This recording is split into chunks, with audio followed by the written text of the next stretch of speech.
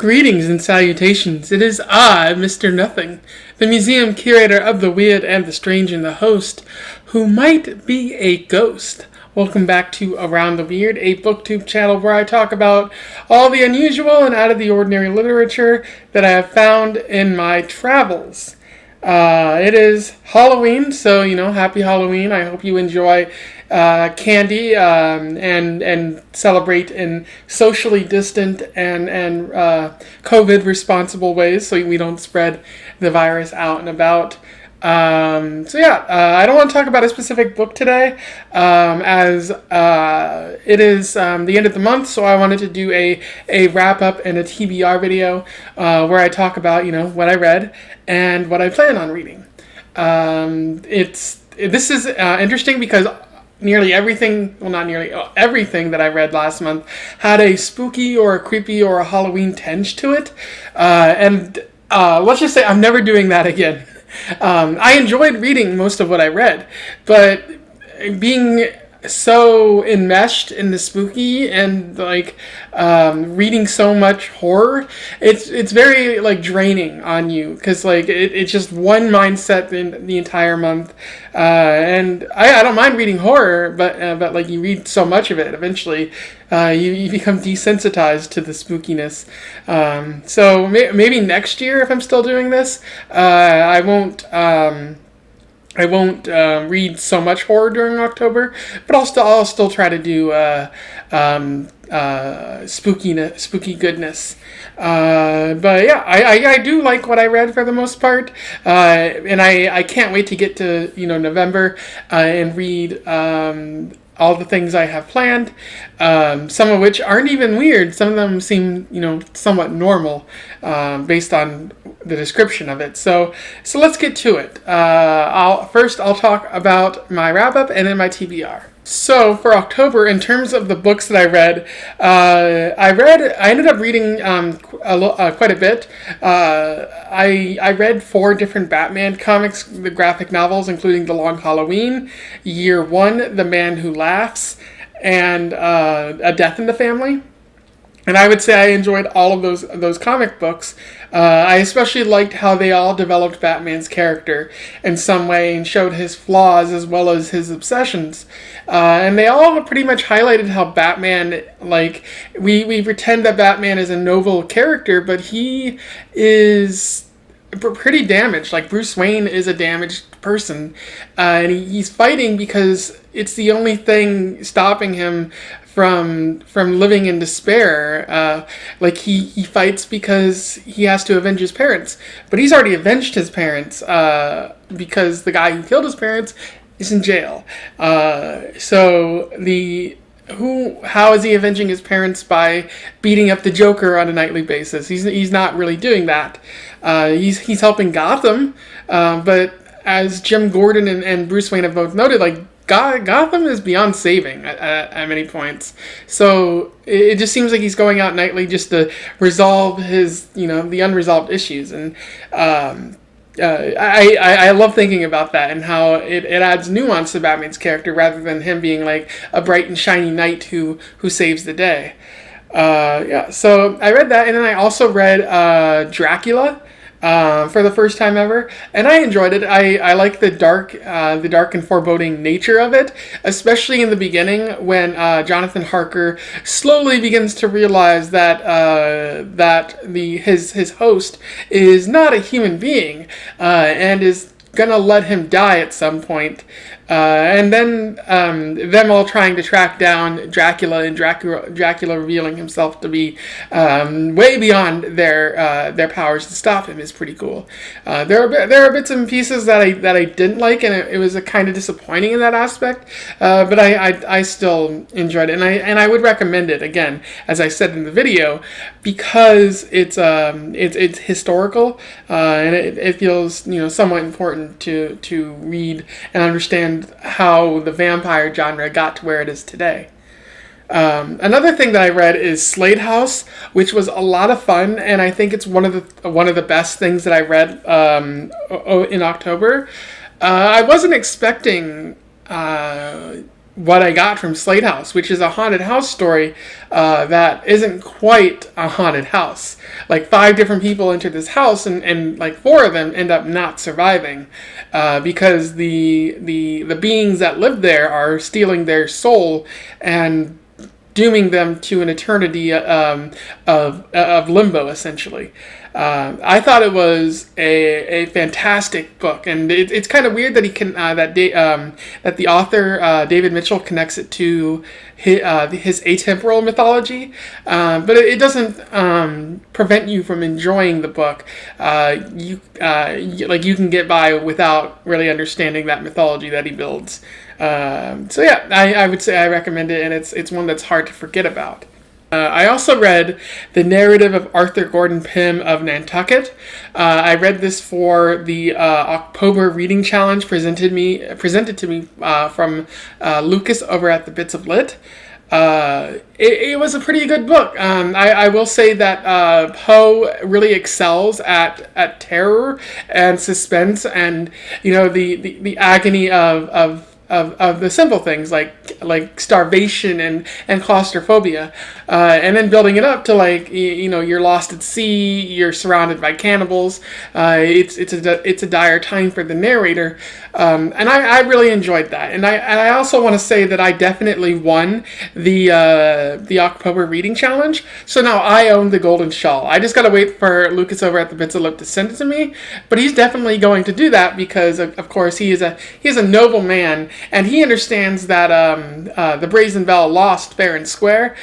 So this is me. I am the new BookTube Federation champion. I will accept my trophies and my congratulations anytime that you wish to give it to me. Next, I read The Merc. So if Slade House was the high of October, The Merc was definitely the very low, and it's not a very good book. It's young adult filler. It exists simply to be in the libraries of high schools and middle schools, and it doesn't really matter if anyone reads it as long as the publishers can sell it to those libraries and make some profit or something. It's not very good because the characters are bad and the plot doesn't really kick in until about 2/3 of the way through the book. I would say go ahead and skip it. I wish I would have skipped it, but I had to look at young adult horror before October ended, so I could get a feel for what's being offered to the youths these days. And it's not really that good. I hope there's better offerings, because if that's the standard, we're shortchanging the youths of the world in terms of horror and suspense. And then I also read The Crucible. I just released a video on that where I talked about the parallels between the Salem witch trials and the 1950s communist scare. And then I also talked about the character of John Proctor and how I really liked him and how he was deeply flawed. And how that alone is enough to want to read the book to understand more about who John Proctor is. That was a good book, and I'm happy to have read it again. I read it in high school, and it was decent. It was for American literature class.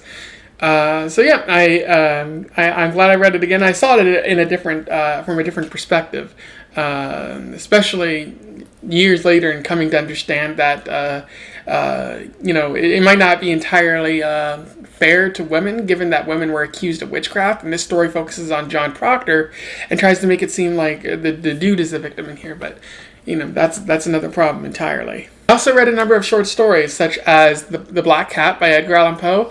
Absolutely wonderful. Poe is really good at the short story format, as can be seen by The Cask of Amontillado and The Pit and the Pendulum and The Telltale Heart. All wonderful stories. Definitely go seek out The Black Cat if you're in the mood for a scare sometime, maybe outside of October. I also read Especially Heinous by Carmen Mercado from her book Her Body and Other Parties. It's a really weird and bizarre short story, and I'm glad I read it because it's different than most short stories where I read, where it's just an episode list of Law and Order SVU, and each episode gets progressively weirder, and it presents a story of like two characters who like each other, but are slowly realizing that their lives are not where they should be, and that there's the reality around them is sort of morphing into something unrecognizable. So that's good. And then I also read Where the Wild Things Are by Maurice Sendak, a good children's short story that stands the test of time and has wonderful illustrations. I really love how Maurice Sendak designs the monsters, and it can't be beat. And then I also read The Legend of Sleepy Hollow by Washington Irving, which is an all-time classic short story. I really love the gothic nature of it, how it gets increasingly more spooky, and I love the terror that Ichabod feels when he sees the Headless Horseman, and the doubt that Washington Irving sows by getting you to think that maybe he didn't die via Headless Horseman. Maybe Ichabod was messed with in some way by Brom Bones, the local big strong man who doesn't seem to like Ichabod. If you're interested in getting other perspectives on it, Lucas from Bits of Lit also did his take on it, and the dudes at the Codex Cantina also did their take. Which got me to see the book in a different light, so it'd be worth exploring from their perspective too. And then I also read a number of poems. I read The Hag by Robert Herrick, and We Grow Accustomed to the Dark by Emily Dickinson, among other poems. They were all really good, and I tried to make them Halloween focused, and I think I succeeded. Got a nice and somber tone for this month with poetry. What lies in store for November, we will find out soon. Now we move on to the to be read. So what am I going to read in November? What strikes my fancy? Well, I'm currently in the process of reading The Sandman, and that will come out probably November 1st or 2nd. I've never read The Sandman, the graphic novel by Neil Gaiman. I've heard a lot of good things about it, but I just never read it before. So I'm reading Volume 1 right now, and I currently like it, and I'll talk more about my thoughts about it in the video I make. But so that's on the slate for November. And then I also have I think it's the 6th book in the Princess Diaries series. I think it's Princess in Training or something like that. I'm reading it just because I got to make it through the series and beat this series and not let it beat me. I have my doubts that it's going to be any good, but I really hope that Meg Cabot has learned her lesson by now and is going to make the characters better. But 6 books into the series, that doesn't seem likely at all. I'm also going to read Stoner by John Williams. Now, this is definitely one of those books that I mentioned that isn't really weird. In fact, it's probably one of the more normal books that I'm going to talk about on this channel. But I wanted to check it out because I've heard a lot of good things on BookTube about this book. And usually when there's a lot of hype about a specific book, I usually find that's not misplaced. I know, for example, Noah at Everyone Who Reads It Must Converse was really hyping House of Leaves. And, I read it and I had a few problems with it, but it was still really good. Like, I don't regret reading it. So I think I might feel the same way about Stoner. I'm looking forward to reading that. I also have Every Day the Way Home Gets Longer and Longer. I forget the name of the author there, but that one was recommended by another one of my friends. It's and I figure I owe it to them to give it a consideration, especially because I've told them I'll get around to it eventually, and I've been putting it off, much like a bunch of other things I've been putting off. But in November I'm going to get to some books that have been on my to-do list for a while, and I look forward to this because it seems to have an interesting plot about a grandpa who's slowly losing his memory, and the grandson who is spending time with that with that grandfather and trying to get him to remember some things. At least I think that's what the description is. Anyways, I look forward to learning what it's about and going in blind rather than having a fully formed idea about what to expect. And I'm also going to try to read some more Batman comics in the coming month. I don't have anything specific planned. I might get around to reading The Killing Joke, or I might try to read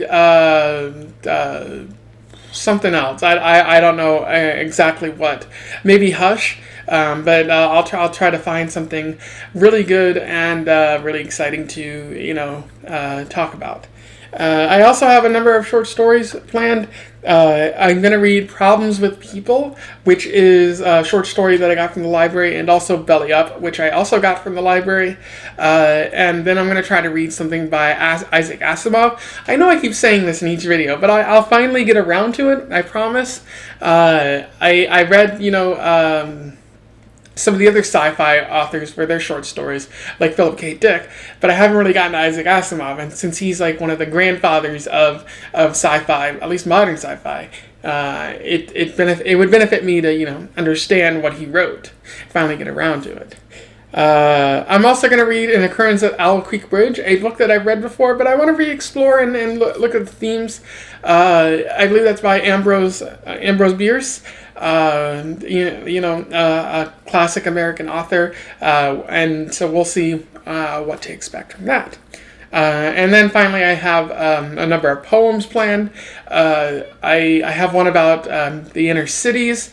I'm going to try to find some more Asian poets out there, as I don't feel that I'm looking in that direction enough.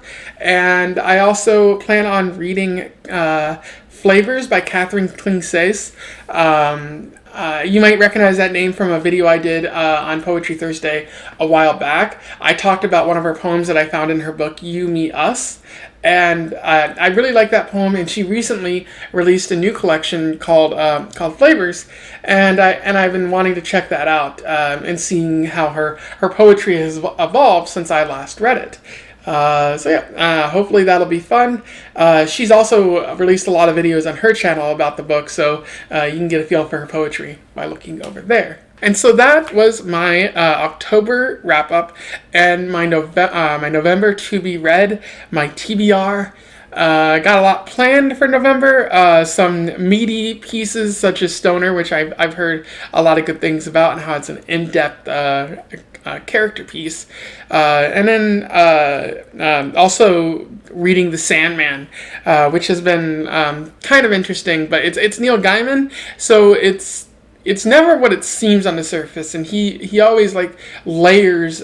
He makes his stories complex, sometimes needlessly complex, and it makes it hard to go back to them. But it's not. It's fair to say he's a very good author, and he always brings something interesting to the table. That's what I'm looking forward to. If you have anything to say about what I read or what I plan to read, leave a comment below. I would love to hear from you and have a conversation. Don't forget to like, share, and subscribe so that other people may know what's on the agenda and so they can tune in if they want to. Don't forget to follow me at Around the Weird on Twitter. So we can, have a fun conversation about pop culture and everything on Twitter and enrich BookTube with said conversation. And then, until then, I wish you the best of luck in your weird and turkey travels. Farewell.